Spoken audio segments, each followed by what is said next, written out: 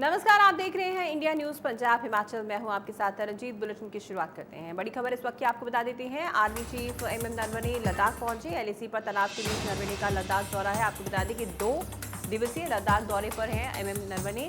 लद्दाख में सुरक्षा तैयारियों का जायजा लिया जाएगा उनकी तरफ से। एलएसी पर तनाव के बीच नरवणे का ये लद्दाख दौरा है। 2 दिवसीय लद्दाख दौरे पर है नरवणे।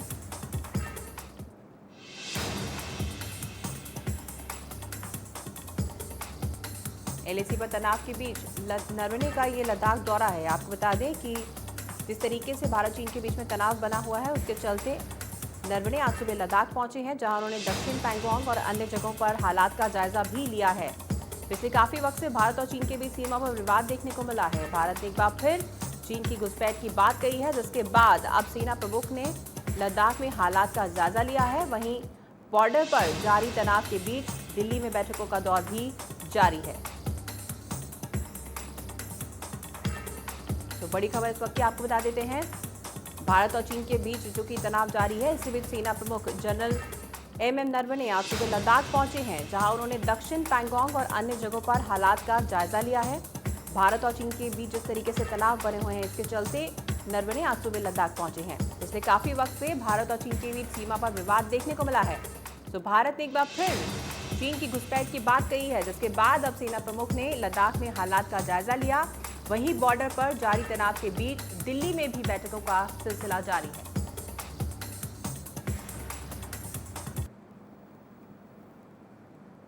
बड़ी खबर आपको लुधियाना से बता देते हैं। बदमाशों ने पुलिस पर हमला किया है। लुधियाना में तेजधार हथियार से पुलिसकर्मियों पर हमला किया गया है। बड़ी खबर लुधियाना से। 2 पक्षों के झगड़े को सुलझाने पुलिस गई थी, जिसके बाद ये हमला किया गया। घायल पुलिसकर्मी को अस्पताल में भर्ती करवा दिया गया है। हमलावरों के खिलाफ पुलिस जुट गई है कार्रवाई में। फिलहाल आपको बता दें कि बड़ी खबर सामने आ रही है लुधियाना से, जहां पर बदमाशों ने पुलिस पर ही हमला कर दिया। तेजधार हथियारों से पुलिसकर्मियों पर हमला किया गया। लुधियाना में 2 पक्षों के झगड़े को दरअसल पुलिस सुलझाने के लिए गई थी, जिस दौरान ये हमला पुलिसकर्मियों पर किया गया। घायल पुलिसकर्मियों को हालांकि अस्पताल में भर्ती करवा दिया गया है और हमलावरों के खिलाफ फिलहाल पुलिस कार्रवाई में जुट गई है। लेकिन इस तरह के मामले लगातार पंजाब के अलग अलग जिलों में बढ़ते जा रहे हैं, जहां पर पुलिसकर्मियों पर ही हमला कर दिया जाता है। इससे पहले भी एक बड़ा मामला पंजाब से सामने आया था, जहां पर पुलिसकर्मी पर हमला कर दिया गया था। कोरोना प्रोटोकॉल्स के चलते जब पुलिसकर्मी की तरफ से सख्ती दिखाई जा रही थी, तो उन पर हमला कर दिया गया था। और अब ये मामला सामने आया है लुधियाना से, जहां पर 2 पक्षों का झगड़ा सुलझाने जब पुलिस गई थी, तो पुलिसकर्मियों पर हमला कर दिया गया। फिलहाल घायल पुलिसकर्मियों को अस्पताल में भर्ती कराया गया है और जो हमलावर हैं, उनके खिलाफ कार्रवाई पुलिस की तरफ से जारी है। तो क्राइम ग्राफ कहा जा सकता है कि लगातार पंजाब में बढ़ रहा है। लोगों के अंदर अब जरा भी डर नहीं है। खासतौर पर वर्दी का डर अब लोगों के अंदर बिल्कुल भी नहीं है। लोग बिल्कुल भी पुलिसकर्मियों से भी नहीं डरते हैं। और जिस तरीके से लगातार लूटपाट की बात की जाए या फिर आए दिन जो कत्ल के मामले सामने आते हैं पंजाब में, वो भी बढ़ते जा रहे हैं। कहा जा सकता है कि एक तरह से क्राइम ग्राफ पंजाब में दिन ब दिन बढ़ता जा रहा है और अब लोग पुलिसकर्मियों पर ही हमला करने लगे हैं। बदमाशों ने पुलिसकर्मियों पर ही हमला कर दिया लुधियाना में। बड़ी खबर पक्की आपको बता रहे हैं। तेजधार हथियारों से ये पुलिसकर्मियों पर यह हमला किया गया। 2 पक्षों के झगड़े को दरअसल पुलिस सुलझाने गई थी, जब इस पूरी वारदात को अंजाम दिया गया।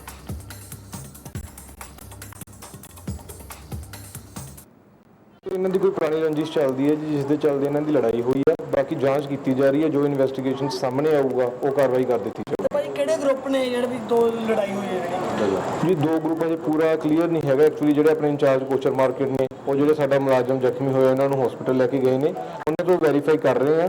ਉਹਨਾਂ ਨੂੰ ਕਲੀਅਰ ਕਰਕੇ ਪਰਚਾ ਜੋ ਵੀ ਮਤਲਬ ਕਿ ਲੀਗਲ ਪ੍ਰੋਸੀਡਿੰਗ ਹੋਊਗੀ ਉਹ ਕਰ ਦਾਂਗੇ। ਮੰਨ ਲਓ ਉਹਨਾਂ ਨੇ ਫੋਨ ਕੀਤਾ ਸੀ ਪੁਲਿਸ ਨੂੰ ਤੇ ਇਹਨਾਂ ਨੇ ਪੁਲਿਸ ਤੇ ਵੀ ਵਾਰ ਕੀਤਾ। ਐਕਚੁਅਲੀ ਇਹਨਾਂ ਦੀ ਬੇਸਿਕਲੀ ਲੜਾਈ ਇੱਕ ਦੂਜੇ ਤੇ ਹੋਈ। ਹਾਂਜੀ, ਸਾਡਾ ਇੱਕ ਮੁਲਾਜ਼ਮ ਜ਼ਰੂਰ ਜ਼ਖਮੀ ਹੋਇਆ। ਬਾਕੀ ਉਹਨਾਂ ਦਾ ਕਾਂਸਟੇਬਲ ਗੁਰਪ੍ਰੀਤ ਸਿੰਘ। ਤੇ ਭਾਈ ਜ਼ਿਆਦਾ ਸੱਟਾਂ ਨਹੀਂ ਲੱਗੀਆਂ ਉਹਨਾਂ ਨੂੰ? ਉਹਨਾਂ ਦੀ ਇੰਜਰੀ ਆਈ ਹੈ ਜੀ। ਬਾਕੀ ਉਹ ਹਸਪੀਟਲ ਤੋਂ ਆਪਾਂ ਵੈਰੀਫਾਈ ਕਰ ਸਕਦੇ ਹਾਂ। ਹਜੇ ਸਾਨੂੰ ਕਲੀਅਰ ਨਹੀਂ ਹੋਇਆ ਵੀ ਉਹਨਾਂ ਦੀ ਕਿੰਨੀ ਇੰਜਰੀ ਆਈ ਹੈ। ਤੇ ਉਹਦਾ ਜਾਨ ਦੇ ਖਤਰੇ ਤੋਂ ਬਾਹਰ ਹੈ? ਜਾਨ ਦੇ ਖਤਰੇ ਤੋਂ ਬਾਹਰ ਨਹੀਂ ਜੀ। ਉਸ ਤੇ ਭਾਈ ਇਹ ਲੜਾਈ ਕਿਹੜੀ ਜਗ੍ਹਾ ਹੋਈ ਹੈ? ਕੀ ਕਿਹੜੇ? ਇਹ ਕੈਂਪ ਦਾ ਏਰੀਆ ਜੀ। ਕੈਂਪ ਦੇ ਏਰੀਆ 'ਚ ਹੀ ਲੜਾਈ ਹੋਈ ਹੈ, ਜਿੱਥੇ ਆਪਾਂ ਰਾਈਟ ਨਾਓ ਖੜੇ ਹਾਂ ਉੱਥੇ ਹੀ ਹੋਈ ਹੈ। ਸੋ ਬਾਕੀ ਜਾਂਚ ਜਾਰੀ ਭਾਈ ਹੈ। ਕਿਹੜਾ ਗਰੁੱਪ ਮੇਨ ਹੈ ਜਿਹਦੀ ਲੜਾਈ ਹੋਈ ਹੈ? ਕੋਈ ਸੀਸੀਟੀਵੀ ਵਗੈਰਾ ਹੱਥ? ਸੀਸੀਟੀਵੀ ਫੁਟੇਜ ਹਜੇ ਤੱਕ ਅਸੀਂ ਨਹੀਂ ਵੇਖੀ। ਅਸੀਂ ਦੇਖ ਰਹੇ ਹਾਂ ਆਲਰੇਡੀ। ਸੋ ਜੋ ਵੀ ਉਹ 'ਚ ਆਊਗਾ ਸਾਹਮਣੇ, ਜੋ ਉਹਦੇ अकॉर्डिंगली कर देंगे। Thank you. तो बड़ी खबर लुधियाना से आपको बता देते हैं, जहां पर बदमाशों ने पुलिस पर हमला किया है। इसी पे ज्यादा अपडेट के लिए हमारे संवाददाता अरुण चुके हैं हमारे साथ। अरुण, आपसे जानना चाहेंगे, बड़ी खबर लुधियाना से सामने आ रही है, जहां पर बदमाशों ने पुलिस पर ही हमला कर दिया, क्या कुछ अपडेट? कि फिलहाल जब पुलिस ने जो मौके पर सीसीटीवी फुटेज तलाश कर रही है, क्योंकि रात को एक पुलिसकर्मी जख्मी हो गया था। जो संबंधित चौकी के इंचार्ज है वो उन्हें अस्पताल लेके गए थे।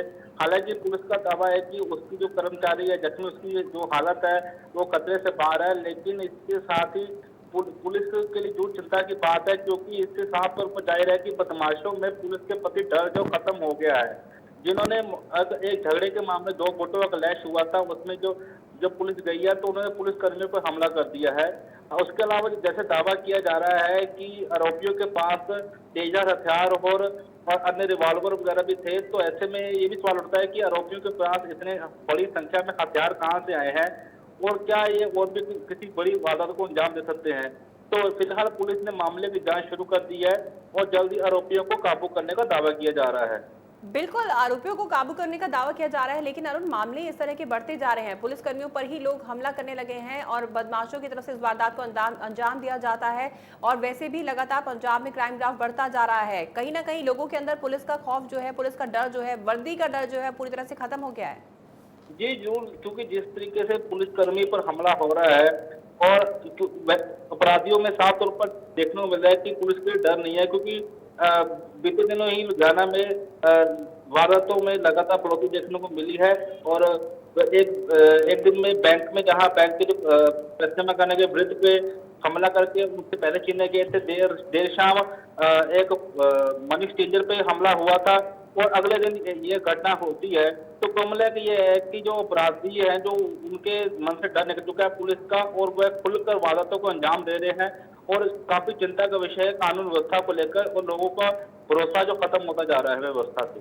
जी, तमाम अपडेट के लिए बहुत बहुत धन्यवाद। और आपको बता दें कि 2 पक्षों के झगड़े को यहां पर पुलिस सुलझाने गई थी, जिस दौरान पुलिस पर ही हमला कर दिया गया। जिस तरीके से हमारे संवाददाता ने बताया, फिलहाल पुलिस की तरफ से आरोपियों को पकड़ने की पूरी कार्रवाई जो है वो की जा रही है और आगे की कार्रवाई जारी है। लेकिन कहीं ना कहीं यहाँ पर चिंता का विषय ये हो रहा है कि अब जो लोग हैं, जो बदमाश हैं, उनमें अब पुलिस की वर्दी का भी खौफ नहीं है। अब कहीं ना कहीं क्राइम ग्राफ पंजाब में और ज्यादा दिन ब दिन बढ़ता जा रहा है।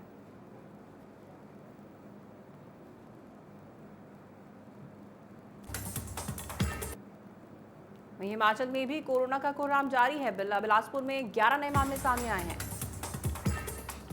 बिलासपुर में 138 एक्टिव केस हैं। किन्नौर में 6 नए मामले सामने आए हैं। किन्नौर में 40 एक्टिव केसेस हैं। तो लगातार कोरोना का कहर बढ़ रहा है। बिलासपुर में 11 नए मामले और 138 एक्टिव केस बिलासपुर में हैं।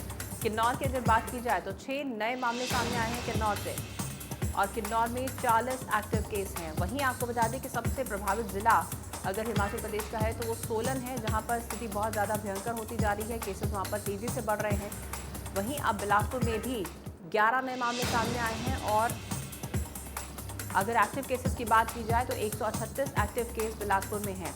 और किन्नौर में अगर हम देखें तो 6 नए मामले सामने आए हैं एक साथ। और अगर हम एक्टिव केसेस की बात करें किन्नौर में तो 40 एक्टिव केसेस हैं। तो ज़िले के हिसाब से अगर हम बात करें तो हिमाचल प्रदेश में लगातार आंकड़े बढ़ रहे हैं। सबसे ज़्यादा प्रभावित जिला कोरोना से सोलन है। कहीं ना कहीं यहाँ पर देखने को लोगों की लापरवाही जो है सबसे ज़्यादा मिल रही है। साथ ही प्रशासनिक लापरवाही भी कई अस्पतालों में हिमाचल प्रदेश में देखने को मिल रही है। जिस तरीके से हमने आपको बीते दिन खबर दिखाई थी कि वहाँ पर अस्पताल प्रशासन की तरफ से भी लापरवाही दिखाई गई है। कोरोना पॉजिटिव पेशेंट सरेआम घूम रहे होते हैं और उनकी तरफ से बिल्कुल भी सख्ती नहीं की जाती है। बिना टेस्ट किए ही पेशेंट को वापस भेज दिया जाता है। फाइनल टेस्ट नहीं होता है, उसके बावजूद पेशेंट चला जाता है और इससे खतरा और ज़्यादा बढ़ जाता है। तो कहीं ना कहीं जहां एक तरफ लोगों की लापरवाही प्रशासन सामने आ रही है हिमाचल प्रदेश में, वहीं प्रशासनिक लापरवाही भी बहुत ज़्यादा देखने को मिल रही है हिमाचल प्रदेश में। दूसरा सबसे बड़ा वजह जो कही जा सकती है हिमाचल प्रदेश में, वो हिमाचल प्रदेश एक टूरिस्ट स्पॉट है, जिसके चलते यहाँ पर खतरा और ज़्यादा बढ़ जाता है। बाहरी क्षेत्रों से लोग आते हैं, तो कहीं ना कहीं यहाँ पर लोगों को सावधानी से चलना होगा अगर कोरोना के कहर से बचना है तो।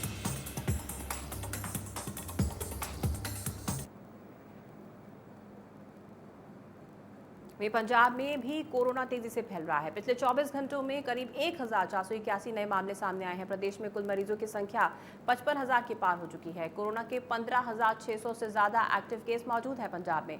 प्रदेश में कोरोना को 39,000 से ज्यादा मरीजों ने मात भी दी है। कोरोना से पंजाब का रिकवरी रेट 70% के पास है। वहीं अब अगर पंजाब में कोरोना से सबसे ज्यादा संक्रमित जिलों की बात करें तो लुधियाना में कोरोना के 242 मामले हैं, जालंधर में 171 मामले हैं, पटियाला में कोरोना के 160, एसएएस नगर में 112 और अमृतसर में कोरोना के 99 मामले सामने आए हैं। कहा जा सकता है कि पंजाब में रिकवरी रेट हालांकि बहुत अच्छा है, लेकिन यहाँ पर भी मामले बहुत तेज़ी से बढ़ रहे हैं, जिसके पीछे की सबसे बड़ी वजह जो बताई जा रही है वो लोगों की तरफ से बढ़ती लापरवाही है, क्योंकि जब से अनलॉक की प्रक्रिया शुरू हुई है लोगों की तरफ से पूरी तरह से लापरवाही बढ़ती जा रही है। यही वजह है कि यहाँ पर केसेस तेज़ी से बढ़ रहे हैं। हालांकि प्रशासनिक स्तर पर पूरी तैयारी है, कैप्टन सरकार की तरफ से पूरी तैयारी है, गाइडलाइन सेट की गई हैं, लेकिन यहाँ पर लोगों की भी ये रिस्पॉन्सिबिलिटी बनती है, उनकी जिम्मेदारी बनती है कि वो खुद को कैसे सुरक्षित रखें। तो सोशल डिस्टेंसिंग की पालना करना बहुत ज़रूरी है और मास्क पहनकर रखना बहुत ज़रूरी है अगर कोरोना के कहर से बचना है। तो जिस तरीके से पंजाब में कोरोना तेज़ी से फैल रहा है, हालांकि मेडिकल फैसिलिटीज़ की अगर हम बात करें तो टेस्टिंग कैपेसिटी भी पंजाब में बढ़ा दी गई है। अब मोबाइल एम्बुलेंस की शुरुआत भी हो गई है, खासतौर पर ग्रामीण इलाकों में। लेकिन इन सब के चलते ये जिम्मेदारी लोगों की खुद की भी बनती है कि वो किस तरीके से अपने आप को सुरक्षित रख सकते हैं, सोशल डिस्टेंसिंग की पालना करते हुए और मास्क पहनते हुए, क्योंकि अब जब से अनलॉक की प्रक्रिया शुरू हुई है लोगों को कामकाज पर भी जाना है और तमाम प्रिकॉशंस लेकर आगे बढ़ना है।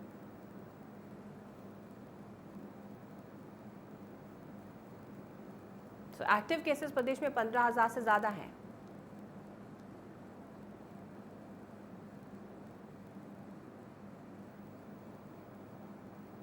वहीं पंजाब में कोरोना का कहर दिनों दिन बढ़ता जा रहा है और कोरोना वायरस के साथ मौतों की संख्या भी लगातार बढ़ती जा रही है। नाबा की सब तहसील बादशाह में भाजपा नेता नरेश सूद की कोरोना से मौत हो गई। परिवार ने राजेंद्र अस्पताल के प्रशासन पर आरोप लगाते हुए कहा कि नरेश घर से ठीक ठाक हालात में गया था, लेकिन राजेंद्र अस्पताल में ट्रीटमेंट ठीक ना होने के कारण उनकी मौत हुई है। वहीं बादशाह अस्पताल के डॉक्टर अमन ने कहा कि मौत कोरोना के कारण हुई है और बाकी पारिवारिक सदस्यों के कोरोना टेस्ट भी करवाए जाएंगे। तो यहाँ पर परिवार वालों को कहना है कि अस्पताल प्रशासन की लापरवाही से ही मौत हुई है, लेकिन कहीं ना कहीं अस्पताल प्रशासन जो भी आरोप उन पर लगाए जा रहे हैं उसे नकारता हुआ नजर आ रहा है। वहीं आपको बता दें कि राजेंद्र अस्पताल में ये पहला मामला नहीं है, इससे पहले भी कई बार सवाल उठ चुके हैं अस्पताल प्रशासन पर। हमने बीते दिन भी आपको खबर दिखाई थी जिसमें कि राजेंद्र अस्पताल में किस तरीके से लोग परेशान हो रहे हैं, मरीजों का कहना था कि इलाज ठीक से नहीं हो रहा है। इस तरह की खबर हमने आपको दिखाई थी और अब एक बार फिर से राजेंद्र अस्पताल पर सवाल उठ रहे हैं। कहा जा रहा है कि वहां पर ट्रीटमेंट ठीक से नहीं होता है और अब परिवार ने अस्पताल प्रशासन पर आरोप लगाए हैं। हालांकि अस्पताल प्रशासन ने आरोपों को नकार दिया है पूरी तरह से। ਸਵੇਰੇ ਉੱਠੇ ਮਤਲਬ ਕਿ ਅਸੀਂ ਵੀ ਸੁੱਤੇ ਪਏ ਸੀ, ਇੱਕਦਮ ਇਹਨਾਂ ਨੂੰ ਬਾਥਰੂਮ ਗਏ, ਪੌੜੀ ਤੇ ਹੀ ਬਹਿ ਗਏ। ਪੌੜੀ ਤੇ ਬਹਿ ਕੇ ਇੱਕਦਮ ਇਹਨਾਂ ਨੇ ਬੇਟੀ ਨੂੰ ਆਵਾਜ਼ ਮਾਰੀ, ਕਹਿੰਦੇ ਮੈਨੂੰ ਚੱਕਰ ਆ ਗਿਆ। ਅਸੀਂ ਸਾਰੀ ਫੈਮਿਲੀ ਉੱਠ ਕੇ ਇਹਨਾਂ ਦੇ ਕੋਲ ਗਏ, ਜਾ ਕੇ ਦੇਖਿਆ ਤੇਲੀਓ ਤੇਲੀ ਹੋਏ ਪਏ ਸੀਗੇ, ਮਤਲਬ ਪਸੀਨੇ ਨਾਲ। ਤੇ 10 ਮਿੰਟ ਉੱਥੇ ਬੈਠੇ, ਪਾਣੀ ਪੂਣੀ ਪਿਲਾਇਆ, ਜਰਾ ਕਿ ਇਹਨਾਂ ਨੇ ਉਲਟੀ ਜੀ ਕਰੀ ਕਰਕੇ ਅਸੀਂ ਅੰਦਰ ਲਿਆ। ਉਸ ਤੋਂ ਬਾਅਦ ਮਤਲਬ ਕਿ ਇਹਨਾਂ ਦਾ ਥੋੜ੍ਹਾ ਜਿਹਾ ਸਾਹ ਜਿਹਾ ਔਖਾ ਆਉਂਦਾ ਸੀਗਾ ਸਾਨੂੰ। ਫਿਰ ਹੁਣ ਸੁਝਿਆ ਵੀ ਹੁਣ ਕੁਛ ਕਿਤੇ ਜਾਣ ਦੀ ਕੋਈ ਉਹ ਨਹੀਂ ਹੈਗੀ। ਅਸੀਂ ਫਟਾਫਟ ਗੱਡੀ ਕੱਢੀ, ਅਮਰ ਹਸਪੀਟਲ ਲੈ ਗਏ। ਅਮਰ ਹਸਪੀਟਲ ਜਾ ਕੇ ਉਹਨਾਂ ਨੇ ਜਦੋਂ ਮਤਲਬ ਕਿ ਦੇਖਿਆ ਤੇ ਉਹਨਾਂ ਨੇ ਆਕਸੀਜਨ ਲਾਇਆ। ਉਹਦੇ ਨਾਲ ਇਹਨਾਂ ਦੀ ਉਹ ਕਹਿੰਦੇ ਮਤਲਬ ਕਿ ਉਹ ਥੋੜ੍ਹੀ ਜਿਹੀ ਜਿਵੇਂ ਉਹ ਘਟੀ ਹੋਈ ਸੀਗੀ 60-65 ਤੇ ਹੋ ਗਈ 80-85-90 ਕੇ ਹੋ ਗਈ। ਤੇ ਉਹ ਕਹਿੰਦੇ ਵੀ ਤੁਸੀਂ ਅੱਜ ਕੱਲ੍ਹ ਕਰੋਨਾ ਚੱਲਦਾ, ਤੁਸੀਂ ਰਜਿੰਦਰਾ ਚ ਲੈ ਜਾਓ, ਬਾਈ ਚਾਂਸ ਜੇ ਹੋਈ ਕੋਈ ਗੱਲ ਸਾਡੇ ਕੋਲ ਅਰੇਂਜਮੈਂਟ ਨਹੀਂ ਹੈਗਾ। ਬੇਟੇ ਨੇ ਗੱਲ ਕਰੀ, ਕਹਿੰਦਾ ਪਾਪਾ ਰੋਟੀ ਖਾ ਲਈ? ਕਹਿੰਦੇ ਨਹੀਂ ਰੋਟੀ ਨਹੀਂ ਖਾਧੀ। ਕਹਿੰਦਾ ਪਾਪਾ ਰੋਟੀ ਖਾ ਲਓ, ਮਤਲਬ ਕਿ ਰੋਟੀ ਖਾਣ ਨਾਲ ਤਾਕਤ ਆਊਗੀ। ਫਿਰ ਕਹਿੰਦੇ ਹਾਂ ਪਾਪਾ ਮੈਂ ਕਹਿੰਦੇ ਖਾ ਲਈ, ਰੋਟੀ ਖਾ ਲਈ। ਕਹਿੰਦੇ ਹੁਣ ਕਹਿੰਦੇ ਮੈਂ ਸੌਣ ਲੱਗਿਆ, ਹੁਣ ਮੈਨੂੰ ਬੁਲਾਈਓ ਨਾ, ਤੁਸੀਂ ਵੀ ਪੈ ਜਾਓ। ਅਸੀਂ ਵੀ ਉੱਥੇ ਹਸਪੀਟਲ ਦੀ ਹੋ ਗਏ, ਉਹ ਆਪਣਾ ਪੈ ਗਏ। ਤੜਕੇ ਹੀ 3 ਵਜੇ ਫੋਨ ਕੀਤਾ ਮੁੰਡੇ ਨੂੰ, ਕਹਿੰਦਾ ਪਾਪਾ ਆਰਾਮ ਆਰਾਮ। ਕਹਿੰਦੇ ਵਿੱਕੀ ਮੇਰਾ ਕਹਿੰਦੇ ਸਾਹ ਮੇਰਾ ਥੋੜ੍ਹਾ ਜਿਹਾ ਔਖਾ ਹੋ ਰਿਹਾ। ਇਹ ਕਹਿੰਦਾ ਪਾਪਾ ਤੁਸੀਂ ਉਹਨਾਂ ਨੂੰ ਟ੍ਰੀਟਮੈਂਟ ਸਾਨੂੰ ਨਹੀਂ ਲੱਗਦਾ ਜੀ ਉਹ ਦੇ ਰਹੇ ਨੇ। ਉੱਥੇ ਜਿਹੜਾ ਵੀ ਜਾਂਦਾ ਮਰ ਕੇ ਹੀ ਨਿਕਲਦਾ, ਅਸੀਂ ਤਾਂ ਅੱਖੀਂ ਦੇਖ ਆਏ।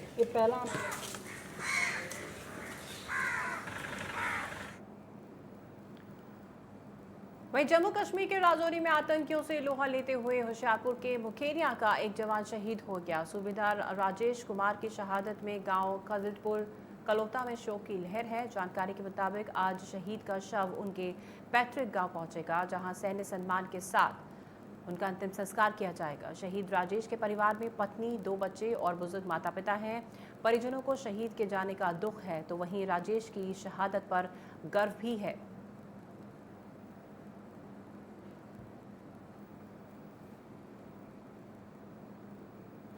ਪਿੰਡ ਕਲੀਚਪੁਰ ਖਲੋਤੇ ਦੇ ਸੂਬੇਦਾਰ ਰਜੇਸ਼ ਕੁਮਾਰ ਜੀ ਜਿਹੜੇ ਆਪਣੇ ਦੇਸ਼ ਦੀ ਰਾਖੀ ਕਰਦੇ ਹੋਏ ਸਰਹੱਦ ਤੇ ਸ਼ਹੀਦੀ ਦਾ ਜਾਮ ਪੀ ਗਏ ਹੈ। ਅਸੀਂ ਅੱਜ ਉਹਨਾਂ ਦੇ ਪਿੰਡ ਉਹਨਾਂ ਦੇ ਪਰਿਵਾਰਕ ਮੈਂਬਰਾਂ ਨਾਲ ਮਿਲ ਕੇ ਆਏ ਹਾਂ। ਬਹੁਤ ਗਰਵ ਮਹਿਸੂਸ ਕੀਤਾ ਉਹਦੇ ਪਿਓ ਨੇ ਕਿ ਮੈਂ ਵੀ ਆਰਮੀ ਦੀ ਸੇਵਾ ਕੀਤੀ ਔਰ ਮੇਰਾ ਬੇਟਾ ਵੀ ਜਿਹੜਾ ਦੇਸ਼ ਦੀ ਸੇਵਾ ਕਰਦਾ ਹੋਇਆ ਸ਼ਹਾਦਤ ਦਾ ਜਾਮ ਪੀ ਗਿਆ।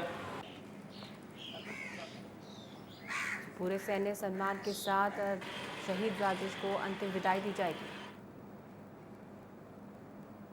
खन्ना के वार्ड नंबर 1 निवासियों ने कीड़ों की समस्या के चलते पास के डीओसी से भरे गोदाम में पहुंच गए। वार्ड वासियों का कहना था कि गोदाम में पैदा हुए अनाज में कीड़ों की वजह से उन्हें बड़ी समस्याओं का सामना करना पड़ता है। कीड़े बच्चों के कारों में भी घुस जाते हैं, जिससे बच्चे भी परेशान रहते हैं। लोगों का कहना है कि इस बारे में प्रशासन को भी अवगत कराया गया है, मगर लंबे समय से चली आ रही ये समस्या जो कि त्यों बनी हुई है। गुस्साए लोगों ने जल्द समस्या के समाधान की अपील की है। वहीं गोदाम के सुपरवाइजर का कहना है कि दवाई डालने का काम चल रहा है, जल्द समस्या का समाधान कर दिया जाएगा। तो खन्ना में लोगों को परेशानी झेलनी पड़ रही है। यहाँ गोदाम में कीड़े होने की वजह से लोग परेशान हैं और उन्होंने प्रशासन से मदद की गुहार लगाई है, जल्द ही समस्या का समाधान करने के लिए कहा है। वहीं प्रशासन की तरफ से भी जल्द ही समस्या का समाधान करने का आश्वासन दे दिया गया है।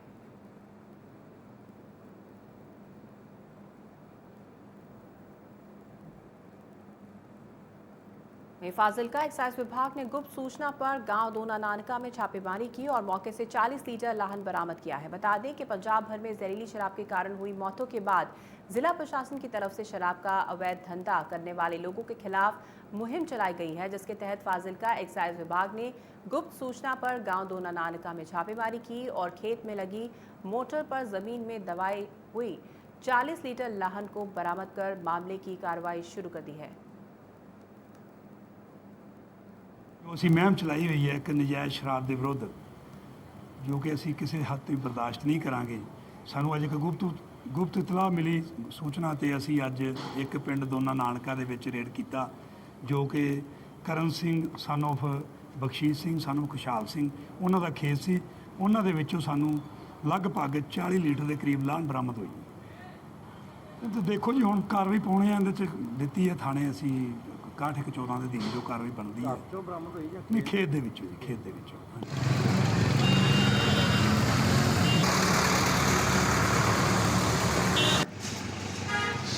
एक्साइज विभाग ने यहाँ पर छापेमारी की है। जब से जहरीली शराब का मुद्दा पंजाब में गुरमाया है, लगातार एक्साइज विभाग की तरफ से छापेमारी की जा रही है, सख्ती की जा रही है पुलिस प्रशासन की तरफ से। वहीं नवांशहर के लंगरोरिया बाईपास के नजदीक खेतों में एक बंद पड़े कुएं से एक युवक का शव मिला है। बताया जा रहा है कि युवक 29 अगस्त को स्कूटरी में तेल डलवाने लिए घर से निकला, फिर वापस नहीं आया, जिसके बाद बुधवार को युवक का शव बाईपास के खेतों में मिला। मृतक के परिजनों ने इसकी जानकारी तुरंत थाना सदर नवांशहर को दी।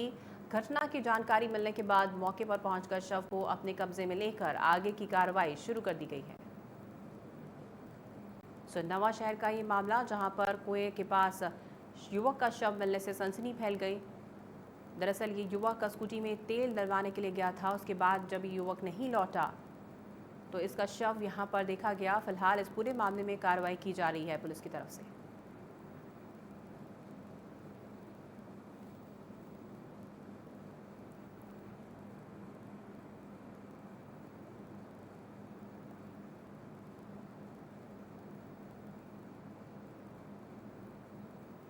इस पूरी घटना की सूचना पुलिस को दी गई है। फिलहाल इस पूरे मामले में पुलिस की तरफ से कार्रवाई जारी है।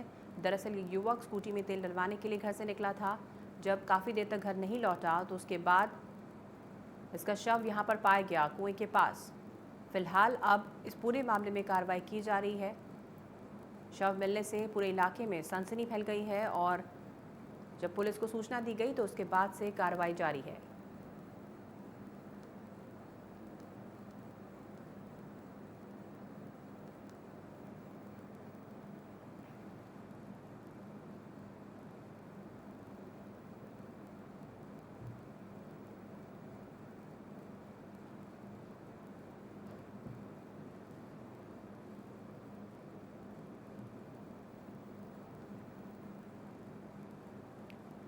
वहीं तरनतारण के गांव एमा खुर्द में पुरानी रंजिश के चलते पूर्व सरपंच की हत्या का मामला सामने आया है। बताया जा रहा है कि पूर्व सरपंच गुरविंदर सिंह की कुछ लोगों ने बेरहमी से हत्या कर दी, जिसका शव गांव के बाहर खून से लथपथ मिला। शव के चेहरे पर तेजधार हथियार से हमला किया गया था। वहीं परिजनों ने पुलिस पर लापरवाही का आरोप लगाते हुए कहा कि अगर समय रहते पुलिस 1 महीने पहले हुए झगड़े में कार्रवाई करती तो उनका जवान बेटा आज जिंदा होता। आपको बता दें कि मृतक का गांव के कुछ लोगों के साथ झगड़ा चल रहा था।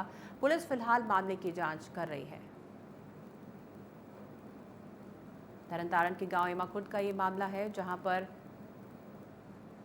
परिवार वालों ने पुलिस पर लापरवाही के हालांकि आरोप लगाए हैं। पूर्व सरपंच की हत्या का ये मामला है। फिलहाल इस पूरे मामले में कार्रवाई पुलिस की तरफ से की जा रही है। दरअसल पुरानी रंजिश के चलते हत्या की आशंका जताई जा रही है।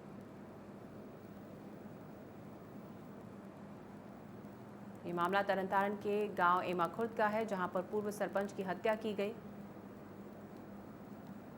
पुरानी रंजिश के चलते इस पूरी वारदात को अंजाम दिया गया है। फिलहाल पुलिस की तरफ से इस पूरे मामले में कार्रवाई की जा रही है।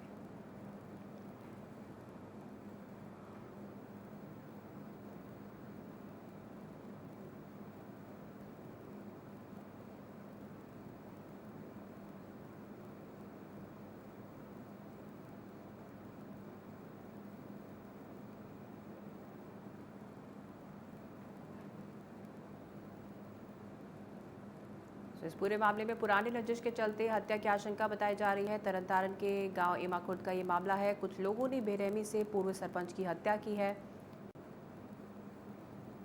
कुछ भी नहीं होया। अज तो साडा पुत खा लिया उन्होंने अंतरिया ने। अज तो खा गए। गुल्लू खा गया वा वड्डे एमे वाला, एक साडे पिंड वाला लाडी आ, एक शीशी आ, ये भी एवें कलांदे ने। इन्हां ने मारिया वो सारे ने प्लान करके मारिया। रोज गड्डियां आउंदियां इन्हां दे घर दे विच, रोज भी वेहने कोटे तो बंदे लियाउंदे सी बाहरों। ਪਹਿਲਾਂ ਵੀ 1 ਤਰੀਕ ਨੂੰ ਪਿਛਲੇ ਮਹੀਨੇ ਦੀ 1 ਤਰੀਕ ਨੂੰ ਸਾਡੀ ਗੋਲੀ ਚੱਲੀ। ਸਾਡਾ ਘਰੇਲੂ ਮਾਮਲਾ ਵਾ, ਘਰੇਲੂ ਸਾਡੀ ਪਰਿਵਾਰਕ ਜ਼ਮੀਨ ਹੈ, ਉਹਦੇ ਤੋਂ ਉਹ ਕਬਜ਼ਾ ਕਰਨ ਦੇ। ਇਹ ਕਰਨ ਦੇ ਕਬਜ਼ੇ, ਇਹ ਕਬਜ਼ੇ ਕਰਦੇ ਆ। ਜਿੱਥੇ ਵੀ ਚੱਲ ਜਾਓ ਤੁਸੀਂ, ਸਾਰੇ ਪਿੰਡਾਂ ਦੇ ਲਾਗੇ ਚੱਲ ਜਾਓ, ਸਾਰੇ ਕਬਜ਼ੇ ਕਰਦੇ। ਗੁੱਲੂ ਹਣੀ ਸਰਪੰਚ ਦੀ ਜਿਹੜੇ ਗੁਰਵਿੰਦਰ ਸਿੰਘ ਨੇ, ਉਹਨਾਂ ਦਾ ਮਰਡਰ ਹੋਇਆ। ਉਹਨਾਂ ਦੀ ਮਦਰ ਦੀ ਸਟੇਟਮੈਂਟ ਦੇ ਉੱਤੇ ਅਸੀਂ FIR ਨੰਬਰ 331 ਦਰਜ ਕੀਤੀ ਹੈ, 302 IPC। कुछ लोग ने उन्होंने पिंड के बाई नेम जिन्होंने पुराना झगड़ा है उन्होंने खिलाफ, कुछ उन्होंने अननोन बंदे के नाम लिया। परचा दर्ज करके अं जी बॉडी आ पोस्टमार्टम की भेज दी है सिविल हॉस्पिटल। अगे फर्दर इन्वेस्टिगेशन अं कर रहे हैं, जोड़े अलग अलग एंगल्स तो इन्वेस्टिगेशन। पूर्व सरपंच की हत्या का ये मामला सामने आया है। कुछ लोगों ने बेरहमी से पूर्व सरपंच की हत्या की।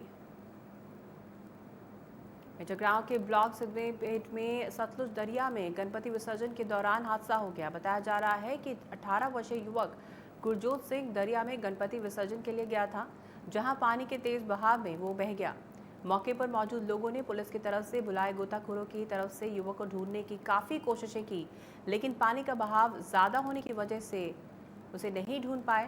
थाना सिद्धेपेट के इंचार्ज राजेश ठाकुर ने बताया कि गुरजोत सिंह की तलाश की जा रही है। गोताखोरों के साथ साथ पुलिस भी युवक के रेस्क्यू अभियान में जुटी हुई है।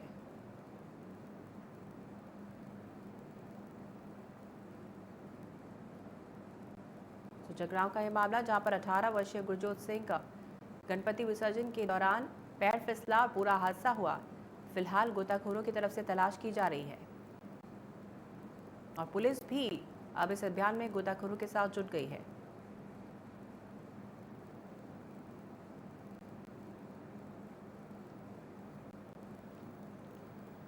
वहीं फाजिल्का इलाके में लगातार पड़ रही बरसों से बारिश जहां लोगों के लिए गर्मी से राहत लेकर आई है, वहीं ये बारिश कुछ लोगों के लिए आफत साबित हो रही है। और करीब हफ्ते भर से लगातार चलने वाली बारिश के चलते अबोहर के कैलाश नगर और डानी सुचा सिंह इलाके में पानी भरा हुआ है। आलम यह है कि लोगों का घरों से निकलना तक मुश्किल हो चुका है और ये पानी लोगों के घरों को भी नुकसान पहुंचा रहा है। और इस पानी की निकासी प्रशासन द्वारा न किए जाने के चलते रोष में आए मोहल्ला क्लास नगर और डानी सुचा सिंह के निवासियों द्वारा अबोहर की सीतो रोड पर मेन हाईवे जाम कर प्रशासन के खिलाफ जमकर नारेबाजी की गई। फाजिल्का में लगातार हो रही बारिश के चलते लोगों के घरों में पानी घुस रहा है और लोगों को कई दिक्कतों का सामना करना पड़ रहा है। इस वक्त की बड़ी खबर आपको बता देते हैं। सूत्रों के हवाले से बड़ी खबर सामने आ रही है। बैबलकला गोलीकांड जांच में नया मोड़ सामने आया है। इंस्पेक्टर प्रदीप सिंह सरकारी गवाह बनने को तैयार। सूत्रों के हवाले से बड़ी खबर। मामले में आरोपी हैं इंस्पेक्टर प्रदीप सिंह। एसआईटी ने फरीदकोट जिला अदालत को जानकारी दी है। सूत्रों के हवाले से बड़ी खबर। आपको बता दें कि अदालत ने 24 सितंबर को सुनवाई की तारीख तय की है। तो बड़ी खबर इस वक्त की आपको बता देते हैं। बैबलकला गोलीकांड जांच में नया मोड़ सामने आया है। सूत्रों के हवाले से खबर है। इंस्पेक्टर प्रदीप सिंह सरकारी गवाह बनने को तैयार है। मामले में आरोपी हैं इंस्पेक्टर प्रदीप सिंह, जो कि सरकारी गवाह बनने को तैयार हैं। सूत्रों के हवाले से बड़ी खबर। एसआईटी ने फरीदकोट जिला अदालत को जानकारी दी। अदालत ने हालांकि 24 सितंबर को सुनवाई की तारीख तय की गई है।